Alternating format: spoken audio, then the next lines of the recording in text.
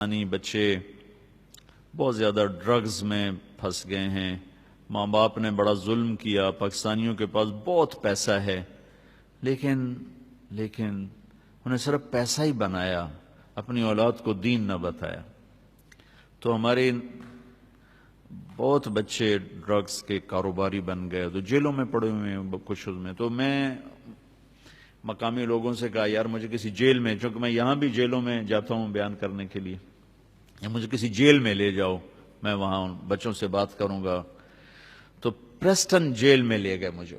تو وہاں ہم نے مسلمانوں کو اکٹھا کیا, کوئی انڈیا کے بھی تھے, پاکستان کے نوجوان زیادہ تھے. کیسز سارے یہ ڈرگز کے تھے, ایک دو کیس کوئی اور تھے لیکن زیادہ یہی نشہ بیچنے کے چکر میں تھے. تو میں نے ان کو بٹھا کے بات کی, ان سے توبہ کروائی, بڑے خوش ہوئے وہ. پھر انہوں نے کہا جی ہم آپ کو جیل کا وزٹ کرواتے ہیں. میں نے کہا دکھاؤ بھائی, پاکستان کی جیلیں بھی دیکھی ہیں, وہاں کا نظام بھی دیکھا ہے. میں جب یہاں جاتا ہوں جیل میں تو وہ جو سمنا جیل ہوتا ہے اس کے لیے پورا وہ گارڈ آف آنر ہوتا ہے, سپاہی ہوشیار باش. ان کا سمنا جیل آیا اکیلا, کوئی آدمی ساتھ ہی نہیں. اتنی طاقتور حکومت کو سمنا جیل اکیلا آ کے ہمیں آ کے ملا اور ہمیں دعوت دی کہ آپ آج ہمارا تھوڑی مصروفیت ہے, آپ دوبارہ تشریف لائیں اور ہمارا جیل وزٹ کریں. وہ چلا گیا تو مجھے بتایا گیا کہ یہ تو سمنا جیل صاحب. تو میں کہا بھائی ساڈا ہم دا تھڑ تھلی مت جاندی, یہ کون ہے, آگے لگ ٹپ گیا تو پتہ ہی نہیں لگا کسی نے. تو انہوں نے جیل دکھائی تو کوئی 850 کی کیپیسٹی تھی اور اس میں 650 قیدی تھے, یعنی اس سے کم رکھے ہوئے تھے. اور ایک کمرے میں 2, اسی میں ٹوائلٹ, اسی میں بیسن گرم ٹھنڈا پانی, اسی میں ٹی وی, اور اسی میں ان کے لیے نیٹ کی سہولت, ہر چیز. اور ہر قیدی کے لیے کوئی نہ کوئی پروفیشن سیکھنا ضروری. بہت سے شعبے بنے ہوئے دکھائے انہوں نے جس میں وہ کام کر رہے تھے. گورے بھی تھے اور ہمارے انڈین پاکستانی بھی تھے, انڈین بھی تھے, بنگالی کوئی نہیں دیکھا. اس کے بعد ہمیں وہ کچن لے گئے. ان کا جو کچن تھا وہ ہمارے 5 سٹار ہوٹلز کے کچن سے زیادہ صاف ستھرا, اور وہ چپس بن رہے تھے قیدیوں کے لیے. اور دوپہر اور رات کے کھانے میں 5 قسم کے کھانے ہوتے ہیں, 5 قسم کے. اور حلال کے لیے دیگ الگ ہے, پتیلے الگ ہیں, پلیٹیں الگ ہیں, حتیٰ کہ وہ چمچ جس سے سالن نکالا جاتا ہے وہ چمچ بھی الگ ہیں, حلال, مسلمانوں کو حلال پرووائڈ کرنے کے لیے. اور پھر انہوں نے ہمیں ایک ہاٹ پاٹ دکھایا اتنا سا, وہ 150 پاؤنڈ کا تھا. وہ ہاٹ پاٹ کو 25,000 روپے کا ہاٹ پاٹ, کہ یہ اس میں مسلمانوں کے لیے رمضان میں ان کو سحری اور افطاری کا کھانا گرم ملے, یہ ہاٹ پاٹ بنایا گیا. چونکہ سحری کا ٹائم ان کا کھانے کا ٹائم نہیں, افطاری کا ٹائم ان کے کھانے کا ٹائم نہیں, تو پھر وہ کھانا اس میں رکھتے ہیں جس میں 8 گھنٹے کھانا گرم رہتا ہے, جیسے دیگ سے نکالا تھا ویسے گرم ہوتا ہے. اس لیے اس کی قیمت 25,000 یعنی 150 پاؤنڈ اس کی قیمت تھی. جتنے مسلمان قیدی ہیں اتنے ہاٹ پاٹ اس میں ہوں گے. وہ روزہ رکھیں نہ رکھیں ان کی سردردی, ان کی طرف سے ان کو وہ گرم کھانا ملے گا, سحری میں بھی افطاری میں بھی. جس دیگ میں کھانا تیار ہو رہا تھا وہ 9,000 پاؤنڈ کی دیگ تھی, یعنی کوئی 16 لاکھ کی وہ دیگ تھی. میں نے کہا یہ کیا بلا ہے کہ 9,000 پاؤنڈ کی دیگ. ان کا جی بس اس میں کچھ کرنا نہیں پڑتا, کھانا بنانے والے کو ڈال دیتے ہیں سب کچھ, اور جب زیادہ کوانٹٹی ہو تو نیچے سالن کھانا لگ جاتا ہے, گوشت لگ جاتا ہے, سبزی لگ جاتی ہے. تو اس میں یہ خصوصیت ہے کہ اس میں لگتا کچھ نہیں ہے, اپنے آپ ہی ہر چیز تیار کر کے آٹومیٹک ہے, ڈال کے وہ فارغ ہو جاتے ہیں اور کھانا تیار ہو جاتا ہے, آگے تقسیم کر دیتے ہیں.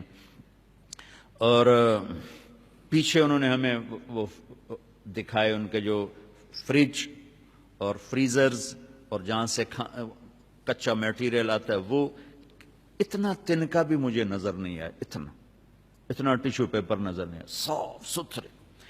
سب سے عجب بات جو آپ کو بتانے والی تھی کہ کسی جیل کے افسر کو اجازت نہیں کہ قیدی کو انگلی بھی لگائیں, وہ چاہے گالیاں دیں, چاہے پتھر ماریں, چاہے ان کو برا بھلا کہیں, ان کو اف کرنے کی بھی اجازت نہیں.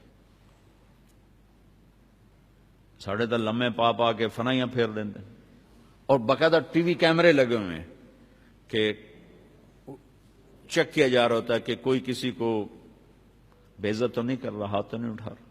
پھر ان کو خرچہ الگ ملتا ہے، ماہانہ خرچہ ہفتہ واری خرچہ ملتا ہے، کچھ پاؤنڈ بتایا انہوں نے، مجھے یاد نہیں رہا۔ ایک بہت خوبصورت اس سے اتنا بڑا ڈپارٹمنٹل سٹور تھا، اتنا بڑا جتنا یہ آپ کا ہال ہے، صاف ستھرا، ضروریات زندگی کی ہر شے مہیا۔ جس مذہب کے لوگ ہیں ہر مذہب کا عالم آ کر ان کو آ کے تعلیم دیتا ہے۔ اگر کسی مذہب کا ایک آدمی، ایک سکھ جیل میں تھا تو اس کے لیے ان کا عالم ہفتے میں ایک دفعہ آ کر ان کو تعلیم دیتا، اور وہ اس کی تنخواہ گورنمنٹ دیتی۔ ایک یہودی ہے، ایک ہندو ہے، ایک بدھ ہے، عالم آئے گا۔ مسلمان زیادہ ہیں تو ان کے 2 عالم آتے تھے، جمعہ میں پڑھانے والے، نماز پڑھانے والے، ان کو پریچ کرنے والے وہ آتے تھے۔ تو میں نے وہاں اپنے ساتھیوں سے کہا جس قوم کے یہ اخلاق ہوں، انہیں ہم نعرہ تکبیر سے فتح کرنا چاہتے ہیں، ہم بھی کیسے دیوانے ہیں کہ ظلم و ستم سے بھرے ہوئے، فرعونیت سے بھرے ہوئے، اور ہم چاہتے ہیں کہ ہم میدان مار لیں خالی نعرہ تکبیر۔ جو قیدیوں کے ساتھ یہ سلوک کر رہے ہوں، باہر ان کا کیا سلوک؟ میں تو پریشان ہو گیا، میں نے کہا ان پہ زوال نہیں آ سکتا، کیونکہ ان کی جو برائیاں ہیں وہ انفرادی برائیاں ہیں، انفراد، اجتماعی ظلم نہیں ان کو یہ فکر نہیں ہے کہ کوئی وکیل کسی کے ساتھ مل کر میرے اوپر جھوٹا کیس کر دے گا، اور کوئی جج کا قلم فروخت ہو جائے گا، کوئی میری زمین پہ قبضہ کر جائے گا، کوئی میری بچی کو اٹھا کے لے جائے گا، یہ ان کو کوئی خوف نہیں۔ اجتماعی انفرادی نافرمانیاں ہیں، اور انفرادی نافرمانیوں پہ اتنی جلدی پکڑ نہیں آتی جتنی اجتماعی نافرمانیوں پہ آتی۔ ایک دفعہ موسیٰ علیہ السلام نے اللہ تعالیٰ سے پوچھا، یا اللہ، فرعون تو کہتا تھا میں خدا ہوں، تو نے اس کو اتنی لمبی حکومت کیوں دی؟ تو اللہ نے عجب بات کی کہ یہ کم بخت اپنی رعایا میں عدل کرتا تھا، اس لیے حکومت۔ ظالم تو بنا جب وہ اس کو پتا چلا کہ میری گئی حکومت، تو اللہ نے کہا میں نے اس لیے اس کو حکومت دی کہ یہ رعایا میں عدل کرتا تھا، اس لیے حکومت دی، حالانکہ مجھے پتا ہے یہ کم بخت کہہ رہا میں خدا ہوں۔ تو بس آپ بھائیوں کی خدمت میں گزارش ہے، جتنا کر سکتے ہیں